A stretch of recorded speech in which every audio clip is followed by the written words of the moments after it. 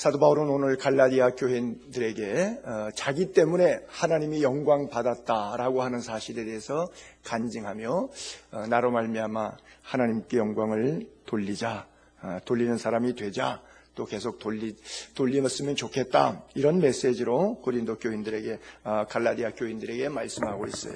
자, 먼저 15절, 16절, 17절 다시 볼게요. 그러나 내 어머니의 태로부터 나를 택정하시고 그 은혜로 나를 부르시니 그 아들을 이방에 전하려 그를 내 속에 나타내시기를 기뻐하셨을 때, 즉 부름받았을 때, 첫 번째 혈육과 의논하지 않았다. 두 번째 사도들을 만나려고 예루살렘에 가지 않았다. 그리고는 오직 하나님의 부르심을 따라, 보내심을 따라 아라비아로 갔다가 3년 후에 다시 예루살렘을 통해서 다메섹으로 그가 돌아가게 되는 내용을 쭉 이야기하고 있습니다. 자, 거기에서 중요한 메시지가 뭐냐면, 하나님의 부르심이 있었을 때, 하나님의 지시하심이 있었을 때 고민하고 생각하고 사람 만나보고 예금 잔고지명 들여다보고 이게 가능하냐 불가능하냐 이런 걸 카운트하지 않고 수학적, 산술적, 상황적, 환경적, 인간적 관계를 하나님의 부르심하고 따져보지 않고, 즉 주판 튕기지 않고 뭐하러? 하나님이 보내시니까 그냥 아라비아로 간 거예요. 여러분, 광야는 아시다시피 뭐가 있어요? 사람이 있어요? 먹을 것이 있어요? 하나님만 계신 곳이 광야입니다. 나그네 인생길 살면서 광야길을 만날 때가 있죠. 왜 광야를 만나느냐? 세상과 사람과 물질에 너무 쩔어있고 오염되다 보니까 하나님의 소리가 안 들려요. 하나님이 아무리 말씀하셔도 못 들어요. 바빠서. 그러다 보니까 하나님께서 바쁘지 않도록, 육신적으로 보면 나를 연약하게 하시고 나를 힘들게 하시는 것이지만 그것은 하나님께서 나를 사랑하셔서 그 상황으로 몰아가십니다. 그래서 3년 동안 아라비아 광야로 그를 내모셔서 그곳에서 하나님의 음성을 듣게 하고, 그가 이후에 이방 땅 선교를 위해서 어떤 사람이 되어야 하겠는가 하는 것을 하나님이 부르셨다라고 하는 거예요. 아프리카 감비아에 가게 되면 조 에스더라고 하는 젊은 선교사가 있는데 지금 거의 20년 가까이 사역을 잘하고 있는 친구입니다. 이 친구는 엄마가 일찍 죽었어요. 초등학교 때 아버지가 경제적으로 어려우니까 자기 누나가 있는 LA에 고모집에 이 아들을 부탁했습니다. 그래서 가서 이름을 미국 시민권까지 받고 조아수아라고 이름을 바꿔가지고 스탠포드 대학에 가서 법학을 공부했는데 마지막에 수석 합격하면서 대통령상을 받았습니다. 대단한 수재가 됐죠. 아버지가 부인 먼저 죽고 혼자 경제 힘들어서 자기 누나 집에 애를 고모 집에 보내놨는데 애가 이렇게 입신양명했으니 얼마나 기쁘겠어요. 그런데 아들로부터 느닷없이 연락이 왔습니다. 자기가 한인교회 다니고 있는데 그 교회 아프리카 선교사님이 와서 선교 도전을 했는데 하나님께서 내 마음속에 감동을 줘서 너도 아프리카 선교사로 나가라. 그래서 자기가 나를 선교사로 나가기로 했으니까 아버님 나를 위해서 기도해 주세요 그랬어요. 청천벽력이죠. 아버지가 뭐라고 답을 했겠어요? 내 눈에 흙이 들어가기 전엔 안 된다. 네가 어떤 아들인데 그런 아프리카 가서 선교사 하려고 이 고생한 줄 아냐? 네가 그렇게 힘들게 공부해서 미국에서 대통령상까지 받으면서 수석으로 법대를 나왔는데 고작 아무나 가도 되는 그 아프리카 선교사로 간다는 게 이게 말이나 되느냐. 아버지가 못 간다고 만류했지만 아들이 갔어요. 벌써 세월이 20여 년이 지났는데 직업훈련학교를 시키면서 얼마나 많은 젊은이들이 직업학교를 통해서 예수 그리스도에게로 돌아오고 있는지 몰라요. 하늘의 별처럼 빛나는 귀한 선교사님이 되었어요. 때때로 인간적인 삶으로 생각해 볼 때는 아픔이고 고통입니다. 그러나 그도 혈육과 의논하지 아니했던 사도 바울, 사도를 만나려고 예루살렘으로 올라갔지 않았던 그런 사도 바울처럼 우리에게도 때때로 그런 고난의 시간은 있을 줄 압니다. 버마를 복음화시켰던 아두람 저스틴이라고 하는 사람, 24살에 갔을 때 주변에 만류를 뿌리치고 갔는데 3,600개의 교회를 지금 아두람 저스틴이 미얀마 지역에 세웠어요. 놀랍지 않습니까? 그 한 사람의 사역을 통해서. 토마스 선교사님이 영국에서 웨일즈 지방에서 중국 선교사로 나올 때가 24살입니다. 많은 사람의 만류 속에서도 나왔어요. 3년 만에 27살에 대동강에서 순교를 당하고 말지요. 언더우드 선교사가 26살에 미국에서 한국에 올 때 많은 사람들이 반대했습니다. 그거 뭐 식인종이 있는 나라라 그러더라. 뭐 조선이라고 하는 나라는 뭐 신옷 입고 사람 잡아먹는 무당 귀신들이 많은 나라래더라.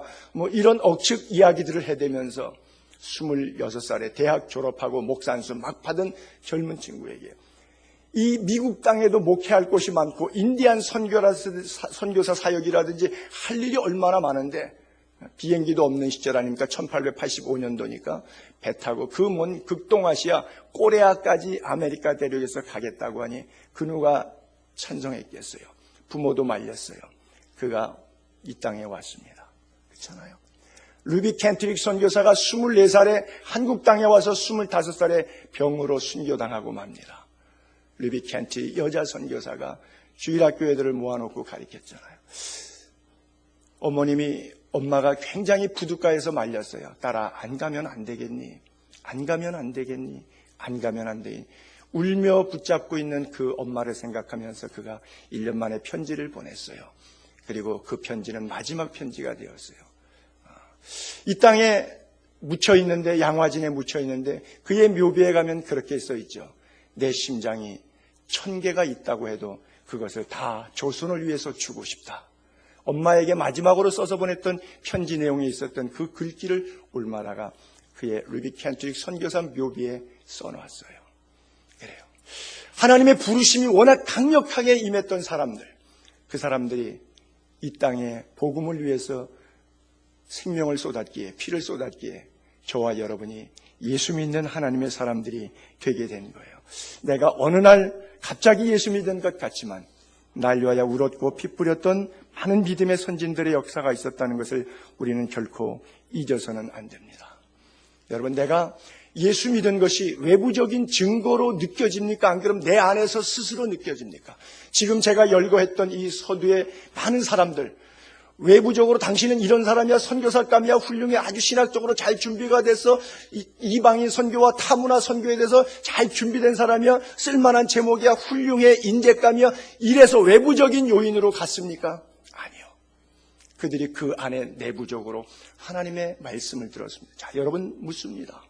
여러분들 지금 예수 믿고 교회 나오고 계시는데 왜 나오십니까? 성령께서 여러분 마음속에 은혜를 주셔서 피 묻은 십자가의 보혈 때문에 생명 다해서 하나님을 찬양하기 위해서 나오셨습니까? 그렇다면 맞습니다. 그렇지 않다면 생각해 볼 필요가 조금 있습니다. 복음의 능력으로 내가 변화된 것이지 어떤 상황에 의해서 변화된 것은 아닙니다. 여러분, 목사하고 친하고 교회 헌금 좀 내고 또 열심히 출석하고 이런 신앙생활로 그것이 하나님과의 관계를 다한다고 생각하면 대단한 오산입니다. 복음의 능력을 경험할 수 있게 되기를 바랍니다.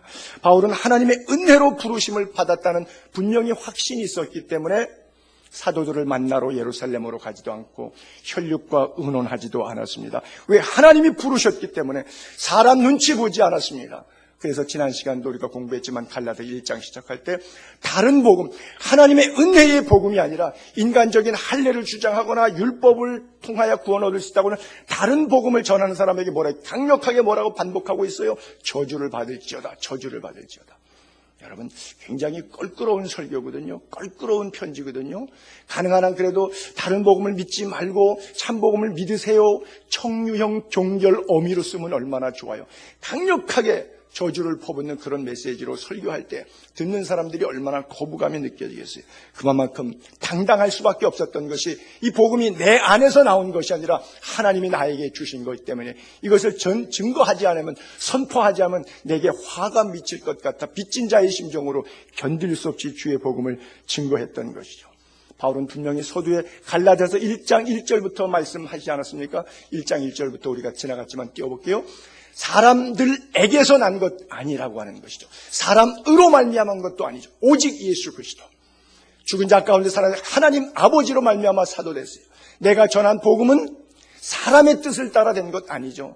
사람에게서 받은 것도 아니고 사람에게 배운 것도 아니고 오직 예수 그리스도의 계시로 말미암은 것이니라. 그래요. 부르심이 구원하심이 하나님의 전적인 은혜였기 때문에, 다른 방법이 아니었기 때문에 오직 그분에게만 집중하려고 해서 혈육과 의논하지 아니하고 사도들 만나라고 예루살렘 가지 않았던 겁니다. 우리가 때때로 사명의 길에 결정해야 될 때 외로운 선택을 해야 될런지도 모릅니다. 기도하면서 주판을 튕기면서 가는 길이 아니라 기도하면서 가야 하는 길입니다.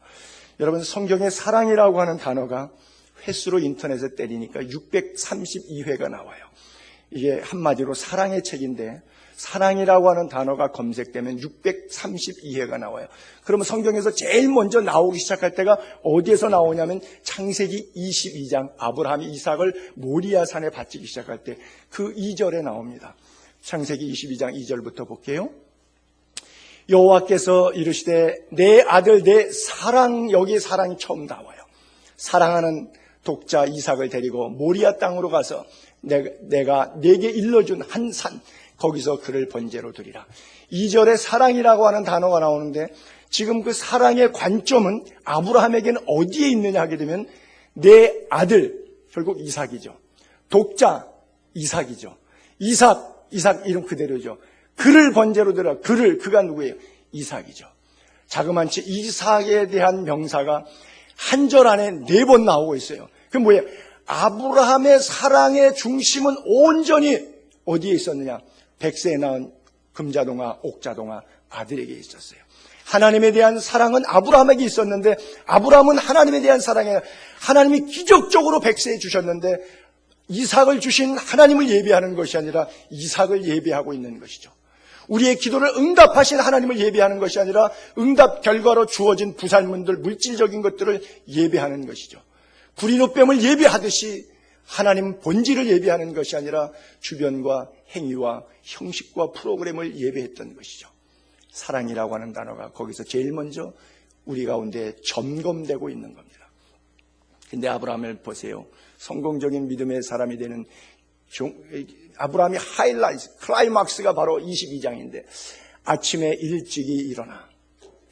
사도 바울이 혈육과 의논하지 아니하였다, 사도들과 의논하지 아니하였다는 것처럼 저는 그렇게 해석이 되는데 아브라함이 아내와 상의하지 않았습니다. 아브라함이 일찍이 일어나서 나귀 안장 지우고 종 둘만 데리고 그냥 아들 데리고 떠나갑니다. 아내는 어디로 간다고 종 둘 데리고 번제할 나무 가지고 가니까 제사 드리러 가는 줄로 알았어요. 여러분 상상을 해봅시다. 유추 해석을. 아브라함이 사라에게 얘기하는 거예요. 여보, 간밤에 하나님께서 내게 지시하시는데 이 백세에 낳은 아들이지만 하나님이 내 사랑을 시험하시려고 부르셔서 얘를 모리아산에다가 제사를 하래.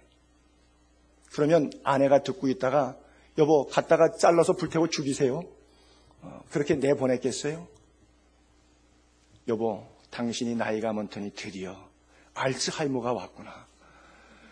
마귀가 속삭인 소리를 하나님의 음성으로 이야기를 들은 거야. 왜? 내가 분명히 신학적으로 얘기할게. 백세의 아들인데 이 자식을 통해서 하늘의 별처럼 땅의 모래처럼 이스마엘이 아니라 이삭이다. 얼마나 말씀하시고 얼마나 계시하시고 백세 만에 주신 아들인데 그래도 당신이 얘를 죽여버리면 그것이 사탄이 방해하는 것인데 있을 수 있는 일이냐? 얼마나 여자들은 또 논리적으로 말을 잘합니까? 아마 그렇게 대들었을 거예요. 아브라함이 아는 거예요. 이거는 상의할 문제가 아니다. 상의하면 절대 이상 못 바친다. 그리고 외로운 신앙의 싸움의 길을 간 거예요.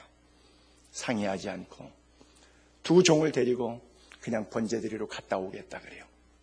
자, 제3일이라 아브라함이 눈을 드니 그것이 멀리 바라보게 됐어요.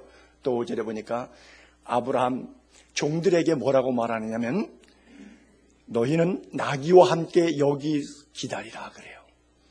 안 데려가는 이유를 아시겠죠? 데려가면 젊은 머슴 둘이 117세가량 된 아브라함이 17살가량 된 아들을 결박해서 번제단 돌단 위에다가 놓고 칼로 찍어서 불태워서 번제로 드린다 그러면 옆에 있던 두 몸종이 말렸겠어요? 안 말렸겠어요? 주인님, 이러시면 사모님 눈에 흙 들어갑니다. 절대 안 됩니다. 그리고 붙잡으면 아무리 자기가 드리고 싶어도 117세 먹은 노인이 젊은 모습 두 사람 붙잡는 손을 뿌리칠 힘이 없어요. 아브라함은 또 생각했어요. 사라 문제는 강을 건넜지만 이제 두 종의 문제가 남아있구나. 그 문제는 어떻게 할까? 여기서 기다려라. 그래요. 사실 돌 얹고 사람 얹고 불 떼고 할 때는 아브라함은 거부였었어요. 자기가 하지 않습니다. 제사는 자기가 드려도 그 수발 드는 것은 예배 제사 준비 과정은 다 몸종들이 해왔어요. 그런데 자기가 그 나이에 그 돌들을 옮겨서 다 하려고 그러면 얼마나 힘들겠어요. 그러나 그걸 할 각오를 하고 종들을 번제 때문에 데려갔는데도 불구하고 번제의 자리에 종들을 데려가지 않는 아브라함의 각오를 이해하시겠습니까? 그래요. 그리고는 아브라함이 그 종들에게 예언적인 선포를 합니다. 우리가 너희에게로 돌아오리라. 여러분, 번제 드리러 산에 올라갔어요? 이삭을 드렸어요? 그러면 우리가 너희에게로 돌아오는 겁니까? 내가 너희에게 돌아오는 겁니까? 내가 돌아오리라고 말하지 않습니다. 뭐예요? 믿음으로 이미 하나님께서 부활로 이 아들을 되돌려 주실 것을 아브라함은 확신한 겁니다. 여러분, 이 믿음이 있기를 바랍니다. 사도 바울이 혈육과 의논하지 않냐고 예루살렘으로도 가지 않냐고 아라비아로 하나님의 보내시는 광야로 갈 수 있었던 길은 고난을 고난으로 보지 않냐고 고난에 대한 재해석을 통해서 하나님의 은혜와 하나님의 주시는 꿈, 비전 그거 이룰 수 있는 능력이 그 가운데 있다는 것을 확신했기 때문에 가능한 겁니다. 여러분, 어려운 세상 가운데 이 확신이 없으면 여러분들은 신앙생활하다가 마귀의 밥이 될 수밖에 없어요. 그리스도의 은혜가 여러분들의 상황을 넉넉히 이김을 믿게 되기를 바랍니다. 그 어떤 문제보다도 더 큰 이가 하나님이심을 믿게 되기를 바랍니다. 이삭을 죽여도 다시 살려내실 수 있는 부활의 권능을 가지신 이가 여호와 하나님이심을 믿게 되기를 바랍니다. 그래요. 그래서 아브라함은 기꺼이 드릴 수가 있었던 거예요. 보세요. 다음에 18절로 넘어가면 그 후에 3년 만에 내가 게바를 방문하려고 베드로죠.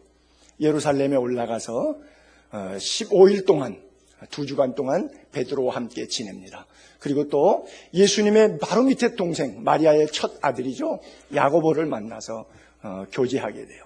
그런데 다른 산도들은 보지 못했다. 그런 이야기가 써 있어요. 3년 후에 왜 아라비아 광야 이후에 거기로 올라갔느냐. 3년 전에는 사도를 만나러 예루살렘에 가지 않았다 그랬는데 여기는 갔다고 써 있어요. 그 3년 지나는 세월 가운데 다시 돌아와서 복음 사역이 시작되는데 뭐가 문제가 됐냐면 할례파 사람들, 유대인들이 할례를 받지 않으면 이방인들이 예수 믿어도 소용없다 그랬어요. 바울은 다메섹에서도 전도 선교 사역 시작했어요. 눈에 비늘이 벗어지면서 아나니아 집사의 안수기도를 통해서 그 자리에서부터 복음 역사가 일어났기 때문에 사람들이 때려 죽이려고 해서는 들창문으로 해가지고서는 광주에 달아서 도망갔었거든요. 바울은 내내 복음 속에 살았어요. 근데 3년 동안 기도하고 오니까 무조건 이방인들도 성령으로 구원받은 것이 아니라 하나님의 은혜로 구원받은 것이 아니라 다 할례 받아야 된다. 이렇게 상황이 급박하게 잘못 교리로 돌아가고 교회가 뒤집어지기 시작했어요. 아, 이거 안 되겠구나. 나를 역사가 신앙의 연륜이 짧으니까 이제 막 개종된 초신자에 불과하니까 사람들이 나를 잘 안 믿어주는구나. 그렇다고 하면 힘을 동원할 필요가 있겠는데 전통적인 기독교의 예수 그리스도의 제자들 그들이 뭐라고 말하는지를 갖다가 그대로 전원해 주면 되겠지. 그리고 그들과 상의하는 겁니다. 그래서 3년 후에는 이 문제를 유대교식 복음과 그리스도의 복음의 차이를 극복하기 위해서 즉 합의점을 도출해내기 위해서 목적을 가지고 여행을 떠난 겁니다. 사도 바울이 만나려고 하는 사도들의 만남과 우리가 비즈니스 관계 속에서 만나려고 하는 것은 다르죠. 2장 1절에 보면 내가 계시를 따라 예루살렘에 올라갔다 이런 구절이 있거든요. 뭐예요? 기도하는 가운데 하나님이 주시는 지혜를 따라 하는 거예요. 여러분 어떤 건강이든 사업이든 자녀든 교육이든 인간관계든 모든 문제 속에 얽혀매어 있을 때 가장 먼저 상황과 문제를 내려놓으시고 십자가 앞에 기도의 자리로 나아가십시오. 수고하고 무거운 짐진 자들아 다 내게로 오라 말씀하신 예수 그리스도의 십자가 앞에 그 문제를 내려놓고 주께 기도하며 나아가게 되기를 바랍니다. 사람들은 전화통에 매달리고 은행 뱅크 어카운트에 매달리고 권력 있는 사람들을 만나러 가죠. 역대 정권들마다 좀 민감한 얘기지만 다 그랬잖아요. 청와대 가서 어떤 사람 만나고 나면 일들이 다 바뀌고 말았어요. 그렇죠? 현대가 햇빛정책 지원금을 수조 원 주고 나니까 금강산 관광사업 독점권을 획득했어요. 태광실업에 박연차 씨가 640만 불 달러 주고 1조 원의 기부금을 청와대 줬더니 경제계 순위가 뒤바뀌어지고 말았어요. SK, CJ가 기부금을 냈더니 총수들이 감방에서 그 다음 주에 다 석방돼서 나와요. 롯데가 기부금을 냈더니 다 끝났던 면세점 입점 추가 모집한다 그래서 단독 입찰해서 낙찰이 되고 말아요. 여러분 다 아시는 얘기고 민감한 얘기지만 하나 거짓이 없는 다 사실이에요. 그리고 나와서는 다 자기가 옳았다고 자기가 정당하다고 그렇게들 얘기합니다. 이게 사람들의 만남 속에 있는 거예요. 국가도 권력을 악용하듯이 남용하듯이 교회도 얼마든지 그럴 수 있어요. 목사들도 장로 팔아먹고 권사 팔아먹고 임직식 한다고 목사 만나고 오면 당회장실 한번 들어갔다 오면 상황이 바뀌고 직분이 바뀌는 경우도 없지 않아 있어요. 있을 수 없는 추태들이 국가든 교회든 사람이 사는 조직사회는 다 있다고 하는 거예요. 왜 교회 안에서 싸우는 교회들을 보게 되면 목사파, 장로파 이렇게 분할이 돼서 싸우죠? 왜요? 준 게 있으니까, 먹은 게 있으니까 값 하기 위해서 서로 투쟁하고 분쟁하는 거예요. 왜요? 서로 내가 너 장로로 임명했으니까 너 내 말 들어야 돼. 내가 너에게 돈 내놨으니까 너도 내 말 들어야 돼. 서로 이런 장사꾼의 관계, 이것이 예수님이 말씀하셨던 강도의 구렬이 교회가 그렇게 강도의 구렬로 교회가 전락되고 만 케이스라고 하는 것이죠. 여러분 지금부터 한 1000년 전에 1075년도의 이야기인데요. 카노사의 굴욕이라고 하는 교회사의 이야기가 있어요. 당시 독일의 황제가 하인리 4세라고 하는 사람이었고요. 이태리 로마의 최고의 교황의 수장권을 가진 것은 그리고리우스 7세라고 하는 사람이었어요. 그 당시는 황제들이 힘이 많으니까 로마 황제가 기독교를 국교로 인정해서 성직자를 임명했던 시대의 연장선상에 가가지고 성직자를 임명하는 거예요. 그래서 성주가 이 동네 담임 목사 너해, 이 동네 담임 목사 너해. 그러니까 성주가 입맛대로 골라서 하는 거니까 그레고리 7세 교황이 기도하는 가운데 성직자는 우리 교황이 성직 임명권을 가져야 되겠다. 그랬더니 그렇게 되면 민심이 이반되잖아요. 안 된다. 성직권은 황제가 갖는다. 이러다 보니까 서로 이단이다 파면장을 던지고 폐위장을 던졌어요. 근데 하인리 황제가 이길 줄 알았는데 갑자기 사람들의 마음이 신앙이 동요가 됐는지 교황 편으로 기울고 자기 편이 없어졌어요. 그리고 교황이 너를 황제의 자리에서 폐위시키겠다고는 파면장을 내니까 놀래가지고 교황을 찾아가서 잘못했습니다. 그래서 교황이 마침 겨울에 별장에서 카노사라고 하는 동네 지역의 성의 별장에서 있는데 그 별장 입구에서 안 만나주니까 눈밭에서 맨발로 3일 동안 무릎 꿇고 빌었어요. 나중에 그레고리가 용서해 줍니다. 용서받고 다시 가서 왕이 됐는데 황제가 된 다음에 이를 갈고 사람들의 민심을 또 자기에게로 잡아온 다음에 압살롬이 다윗을 반역하듯이 또 글리고리를 찾아가서 로마를 점령하고 그를 추방시켜버리고 맙니다. 이게 뭐예요? 다 예수 믿고 하나님 안에서 산다고 했던 사람들입니다. 기독교를 국교로 정체성을 갖고 있던 사람들의 모습입니다. 근데 뭐죠? 권력 때문에. 그렇죠. 갖는 힘 때문에. 이것이 교회사에 있었던 사건뿐 아니라 오늘 이 시대에도 작은 교회들 안에서도 얼마든지 있는 일들이죠. 여러분, 하나님의 은혜로 우리가 구원을 받았지만 우리의 가운데서 가슴속에 하나님의 은혜가 십자가의 보혈의 능력이 사라지고 나면 이 교회에 뭐가 남느냐? 조건이 남아요. 나는 이런 조건에서 목사가 됐어. 나는 이런 조건으로 무엇이 됐어. 임원이 됐어. 임직이 됐어. 하나님의 은혜는 다 사그러지고 온전히 조건만 남아요. 복음은 은혜와 진리의 충만함입니다. 여러분, 은혜와 진리가 충만한 것이 복음입니다. 은혜가 진리가 충만한 것이 예수 그리스도입니다. 충만이라고 하는 단어는 가득 찼다는 뜻이에요. 다른 것이 들어갈 수 있는 공간이 갭이 없다는 뜻이 충만이에요. 교회는 은혜와 진리로 충만해야 되지 어떤 사람의 공로나 행위의 조건이나 프로그램이나 기획력이 거기에 존재한다면 더 이상 은혜와 진리가 설 자리가 없어지는 겁니다. 그래서 우리는 끝까지 십자가 붙잡고 은혜의 자리에 남아 있어야 됩니다. 근데 갈라디아 교회 교인들에게 찾아왔어요. 그리고 이 할례파들은 워낙 유대로부터 찾아와서 바울이 전도하는 이방인 교회들마다 찾아다니면서 회방을 놓기 시작합니다. 사사건건 시비를 하기 시작해요. 보세요. 이 할례파들 사도행전 15장 1절에 보게 되면 사도행전 15장 1절에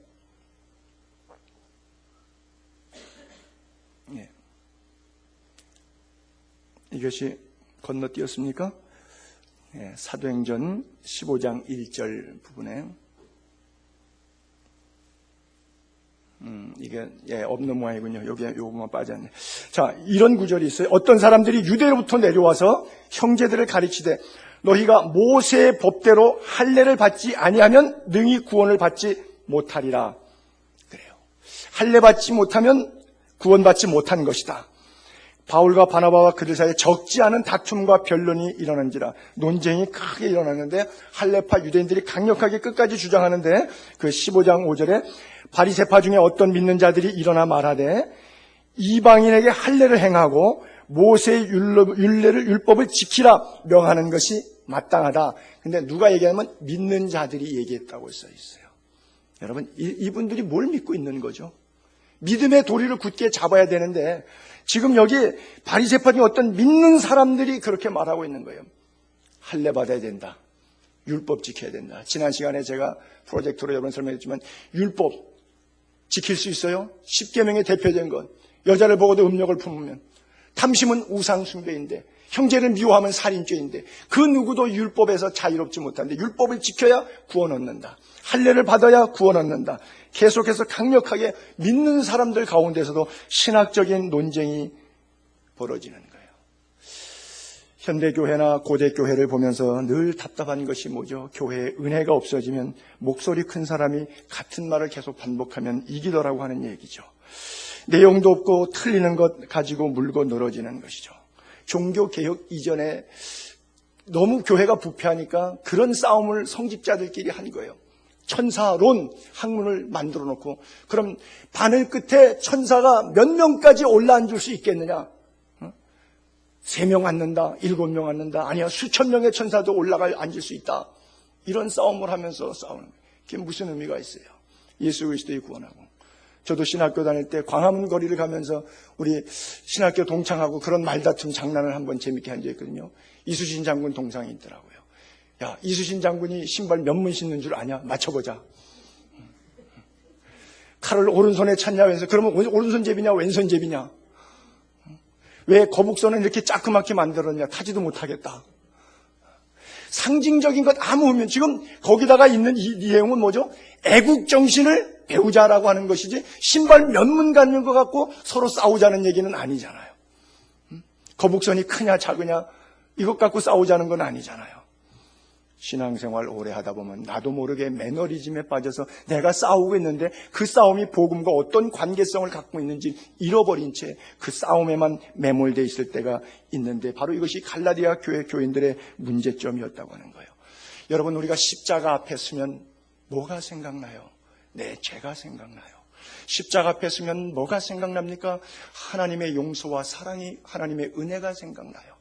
우리가 십자가 앞에 설 때마다 이런 것들이 생각나야 되는데 신명기서의 율법이 생각나서 나무에 달린 자마다 저주 아래에 있는다 그랬는데 왜 예수님은 해피님은 나무에 달려 돌아가셨을까? 이런 것들이 생각나는 거죠. 그러다 보니까 거기에 대해서 감론 을박하다 보니까 은혜가 쓸 공간은 없어지고 신학과 교리가 자리 잡고 앉아있는 그런 신앙 생활만 남아있는 것이죠. 고린도전서 1장 23절에 바울은 이렇게 말합니다. 우리는 십자가에 못 박힌 그리스도를 전한다. 이 전하는 내용이, 전도 내용이 유대인에게는 꺼림직한 거예요. 이방인은 아이고 왜 그래야 돼? 참 미련하네. 하나님이 뭐 13살 먹은 자궁에 들어가서 말밥통에 태어나서 로마 군인들한테 얼굴에 침뱉음 받고 뭐 십자가에 죽었다가 야 뭐 왜 그래? 되게 미련하네 하나님. 그렇게 머리가 없나? 왕궁에서 슈퍼맨처럼 태어나시면 얼마나 사람들이 권세 앞에 항복돼서 예수 잘 믿을 텐데 정말 미련하다. 그렇죠. 유대인들에게는 나무에 달렸기 때문에 꺼림직하고 예수 안 믿는 사람들에게는 설명하니까 이게 미련한 이야기예요. 오직 부르심을 받은 자들, 하나님의 은혜가 비춰져서 그것이 깨달아진 우리들. 유대인이나 헬라인이나 그리스도는 하나님의 능력이요 하나님의 지혜니라. 이 하나님의 지혜라고 설명하고 있지만 안 믿는 사람들에게는 미련한 것이죠. 깨릭직한 것이죠. 그래서 십자가의 도가 멸망하는 사람들에게는 미련한 것이고 구원 얻는 우리에게는 하나님의 능력이 됩니다. 할렐루야. 하나님의 능력을 믿습니까? 그래요. 분명한 하나님의 능력이 여러분 가운데 체득되기를 바랍니다. 마지막으로 22절, 3절, 4절 그리스도 안에 있는 유대의 교회들이 나를 얼굴로는 보지 못하고 다만 우리를 박해하던 자가 전에 멸하라고 하던 그 믿음을 지금 전한다 함을 듣고 나로 말미암아 하나님께 영광을 돌리니라. 지금 수리아와 길리기아 지방으로 다녀가면서 바울이 쭉 복음을 전하니까 내 얼굴을 못 봤지만 이 잔인무도한 살기가 등등해서 사람을 때려 죽이고 초대교회 7집사 가운데 가장 위대한 스데반을 죽인 장본인이라고 하는 아주 악명 높은 이름은 갖고 있었는데 그 사람이 뒤집어져가지고 180도 바뀌어서 믿음을 전하고 있대. 자기가 반대했던 그 믿음, 예수 그리스도에 대한 믿음, 그 믿음을 지금 오히려 전도하고 다닌대. 그것이 하나님께 영광이 되었다 그래요. 여러분 묻습니다. 여러분들의 믿음의 근거는 무엇입니까? 감정에 근거하고 계십니까? 사실에 근거하고 계십니까?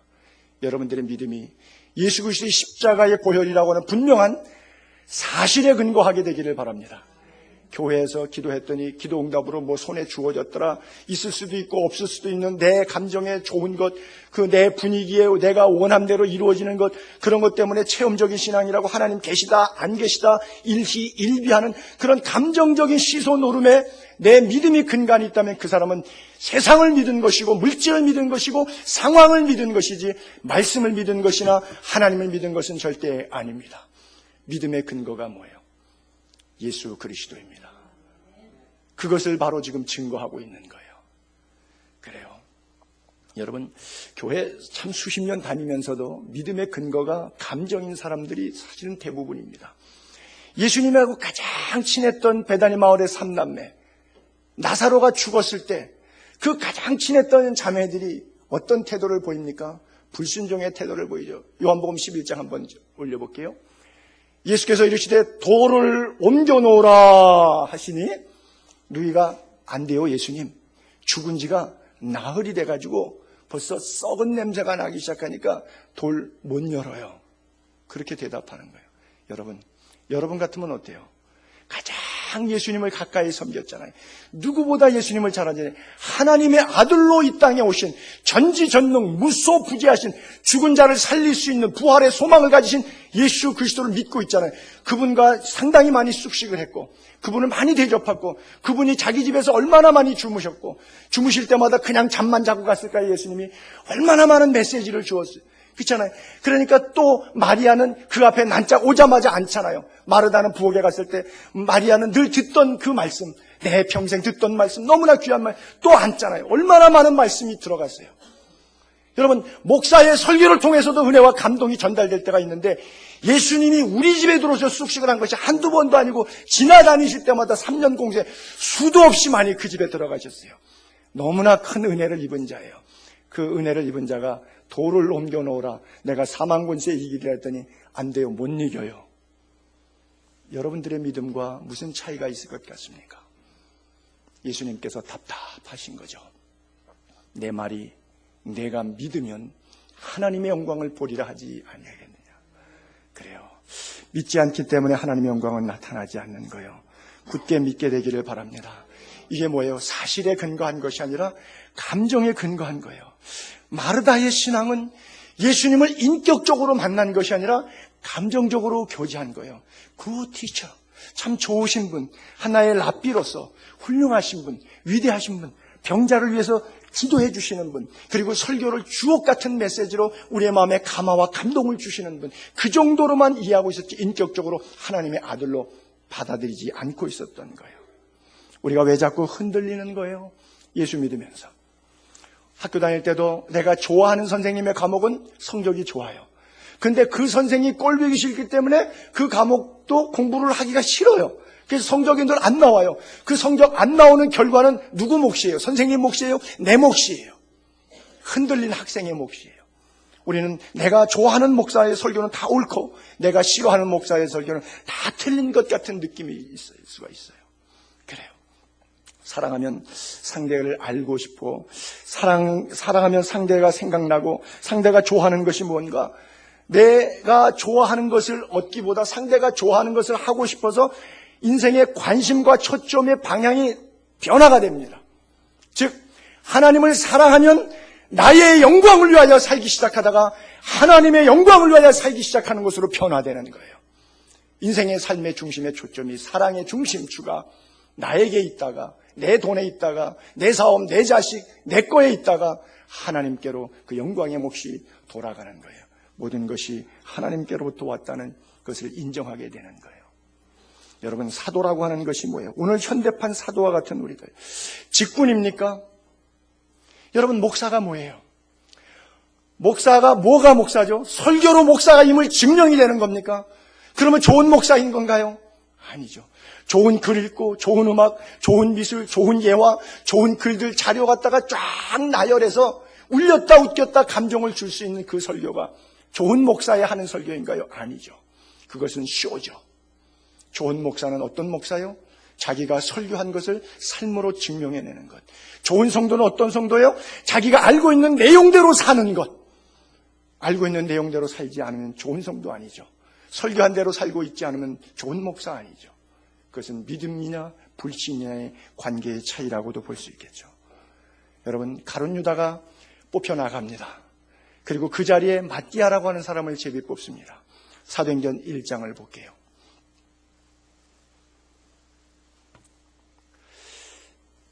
자, 가룟 유다 두 사람 사이에 그 사람 사이에 결원 투표를 해야 되겠죠.